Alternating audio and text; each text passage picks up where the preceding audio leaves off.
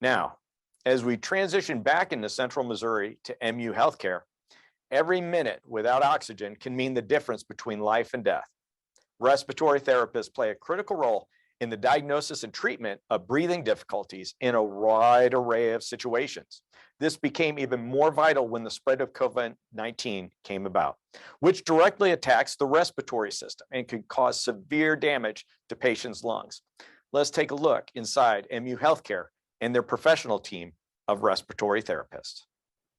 New here at 3, respiratory therapy is becoming one of the fastest growing occupations in the country. Respiratory therapist shortage. A national shortage of RTs. The job is in such high demand. Health experts say the need for RTs will only increase after the pandemic. Motivated, calm under pressure, and always adapting, respiratory therapists are trained to deal with conditions affecting the lungs and heart. That commonly includes asthma, emphysema, and COPD. But RTs also handle the highest acuity cases, meaning they keep people alive when everything goes south. In those high-stakes situations, it's very, very rewarding to have learned something in school and then actually get a chance to help save this person's life. We are like in the heart of the storm. When things go bad, the first person you call is your respiratory therapist. There's really not much that I haven't seen. On a regular basis, respiratory therapists are called in to provide life-saving care. If you're familiar with the excitement and intensity of TV hospital dramas, it's actually pretty accurate a lot of times. When the lungs aren't working well, patients aren't getting enough oxygen. RTs have tools and techniques available to restore that oxygen supply, like CPAP and ventilators.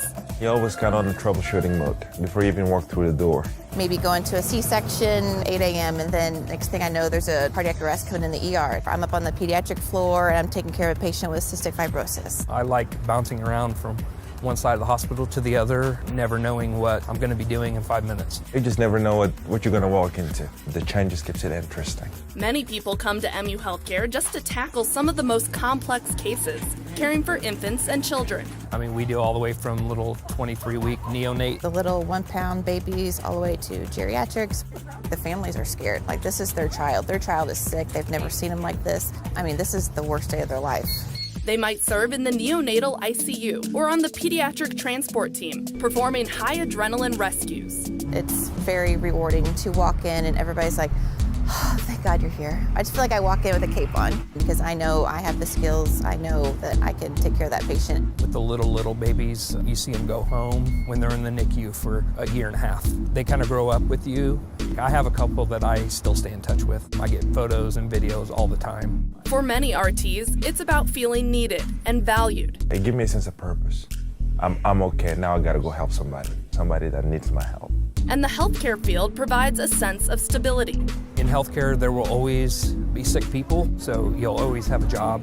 Of course, there's no reward quite like watching patients begin to feel like themselves again. You really get to build personal connections with a lot of those patients, and it's really exciting to celebrate those achievements. And you see them kind of prosper and make it to the loved ones. At the end of the day, if I've saved or improved a life, then that's success. But no one shoulders this mission alone. We depend on each other. You're almost like a security blanket. It's really great to work with people that you trust and you know that are going to take the best care of your patients. You can count on people that are blessed with a crazy amount of knowledge. So you know that you're not walking there alone.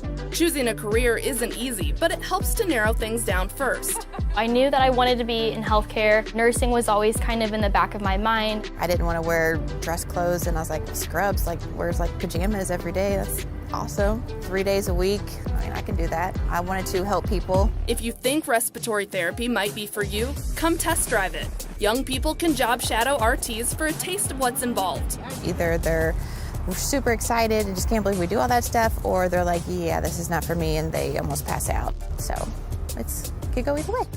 You can even start making a real-world impact while you're still in college. We hire respiratory therapy students. So even before you've graduated from your program, we can hire you and use you and start training you as a respiratory therapist. A lot of the other therapists that I work alongside, they've become mentors and they have helped me to grow. I feel like I really get to practice and fine-tune a lot of the skills that I'm learning in class. And if you want to keep your options open, you couldn't have picked a better job.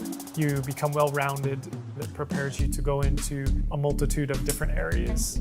Yeah. You're always needed. If you want to be part of the action, just be needed and want to be everywhere, be an RT. Things are going down, they're going to call you.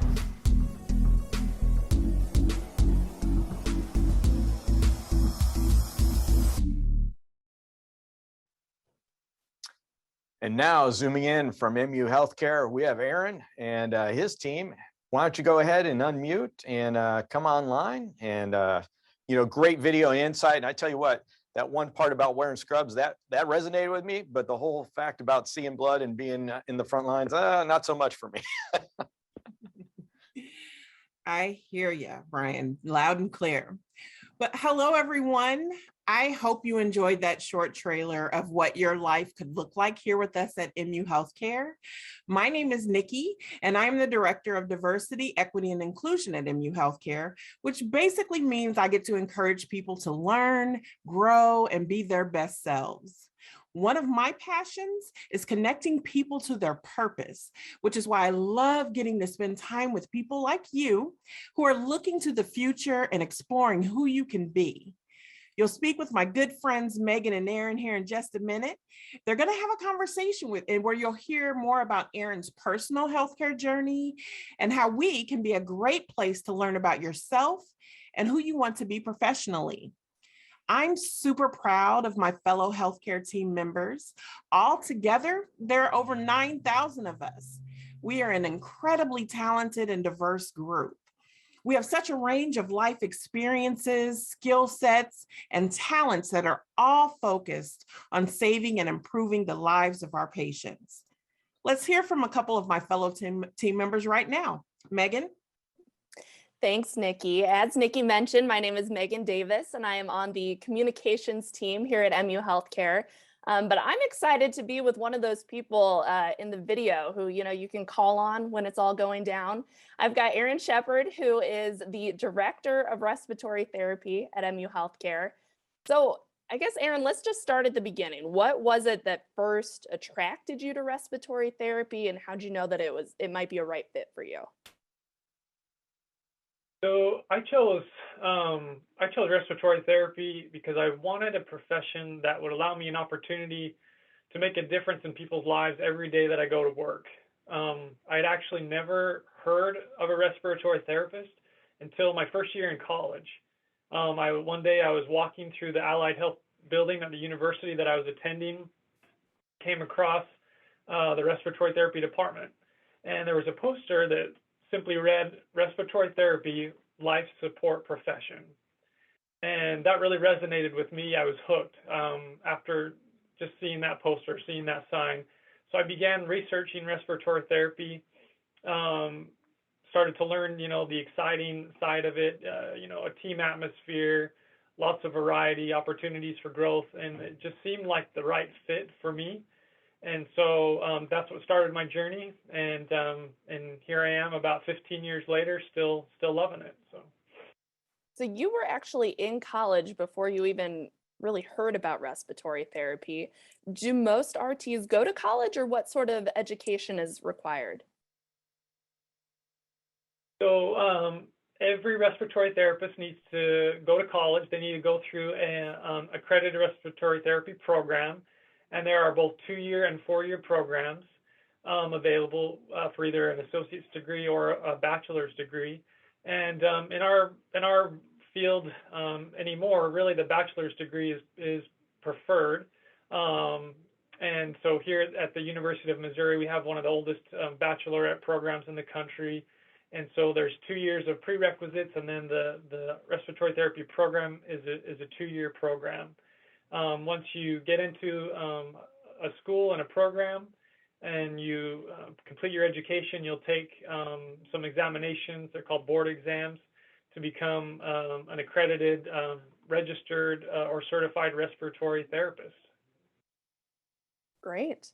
So we saw in the video that there's a lot of different career paths in respiratory therapy. You can kind of choose your own adventure a little bit, but where would like a brand new RT, where would they typically start out at? So a brand new RT, you can start out either as a certified respiratory therapist or as a registered respiratory therapist. And most of the time, you're going to start in a hospital type setting. And you're going to be able to kind of learn what you like, whether it's working with pediatrics or with adults, with neonates.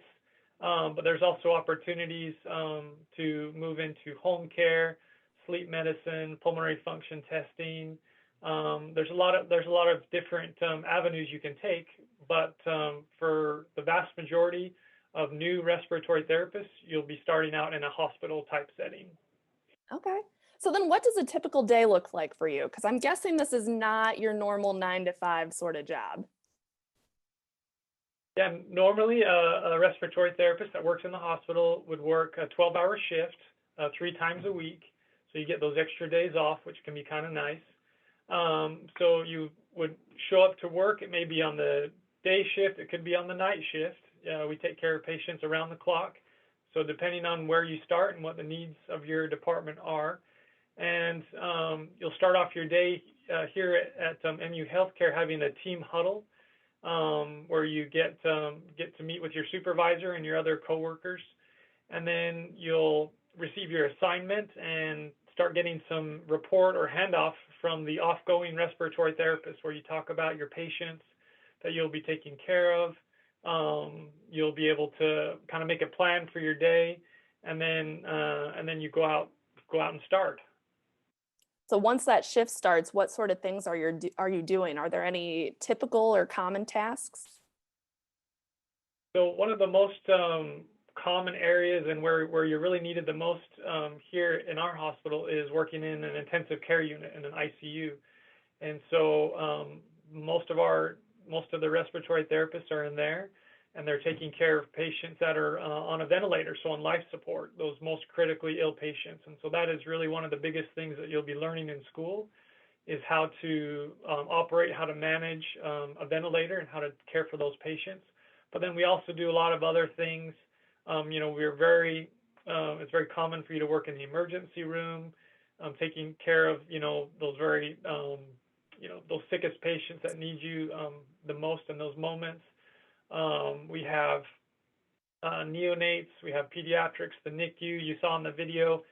We have a transport team where you go out and take care of patients that are at other areas that we need to maybe possibly bring back. And so you may be going in a helicopter, or you may be going in an ambulance.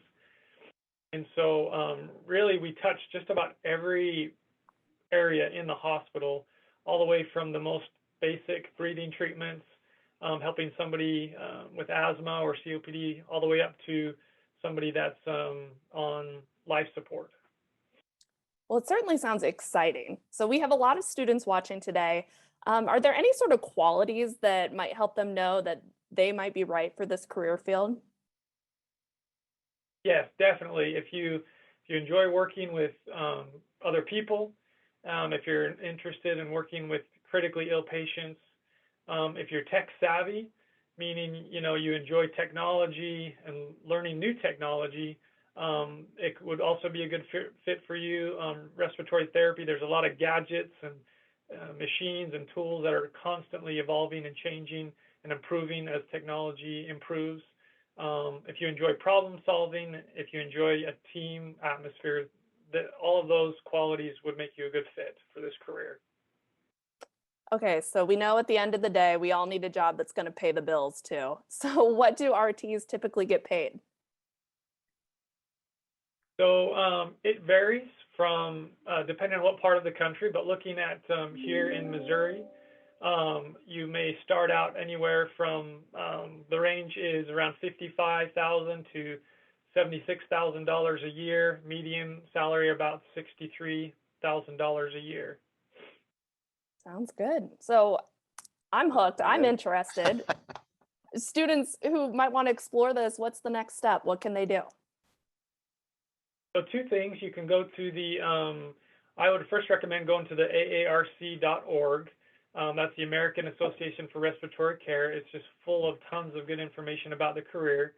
And the second thing I would do is what some of the other people in this program have mentioned, is go and shadow an RT. You can come here to MU Healthcare, the University of Missouri. and we can schedule for you to spend some time with our staff and be able to really see what they do, talk to a respiratory therapist to know if it's a good fit for you. Great. Thanks, Aaron. Well, I'm going to turn things back over to Brian and see if we've got any student questions too. We actually do, and we're going to go live to Mika with Pattonville High School. Mika, if you want to go ahead and unmute your video and your audio, and go ahead and ask Aaron a question directly.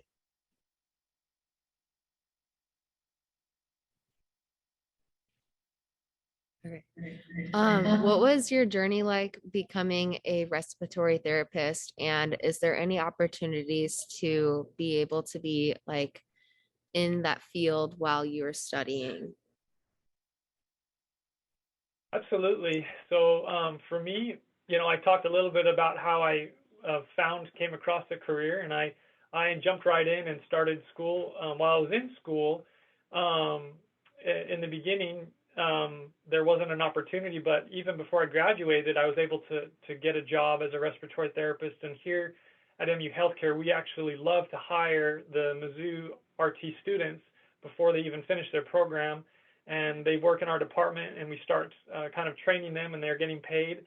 And so you can definitely, towards the second half of your schooling, you can be hired as a student employee, and then and kind of start there. And then as I got into my profession, there was just opportunities for me to move into leadership positions, to be a supervisor, I worked in the emergency room for a lot of years. I worked in the ICUs, and so it's really whatever most interests you, you can kind of move in that direction, and you can move, kind of as fast or as slow as you are comfortable with. Excellent. Great question. Great question. We actually have another group of students. Lexi, Milana, and Mackenzie are going to zoom in. Go ahead and unmute your audio and video. What are the most amount of hours that you have worked in a single shift? The most amount of hours I have worked in a single shift. So I have done a 16-hour shift before when there was just a great need for me to do that. But most of the time, you're just going to do 8 or 12 hours is a normal shift. So most of the people do 12 hours. But we do have some 4-hour and 8-hour kind of non-traditional shift options. So that's pretty typical. Another one is, what is the hardest thing to find out or diagnose in a patient? The hardest thing to find and diagnose in a patient? That is a great question. I would say from a respiratory therapist standpoint, one of the diseases that we work with that is not, it can sometimes go undetected, is cystic fibrosis, CF. And so a lot of times we find that, or you can find that early on, but sometimes that's not found until later on. And so not that it's necessarily hard to diagnose or to find, but that's one of the things that we treat here, that sometimes we find people later in life that they've been living with that and it hasn't been diagnosed. Last question, what is the hardest thing to learn or memorize from medical school? Great questions. The hardest thing to memorize. So I think for me, the hardest thing that I needed to memorize in respiratory therapy school was pharmacy, drugs and medications and doses. For me, that's a lot of numbers and words that are kind of long and hard to pronounce. So that, for me, that was the part I struggled with a little bit more. Thank you. Great question. Thank you. Hey, thanks for coming in, Zoom, and that was great. Wonderful questions. Well, Aaron, we're at the top of our program, but we have a ton of questions. We're going to send those to you in email so you can answer them directly. But man, that was wonderful. And thank you so much for all that you're doing to help people breathe a little bit easier, as well as survive the COVID pandemic. You're welcome. Thanks for having me.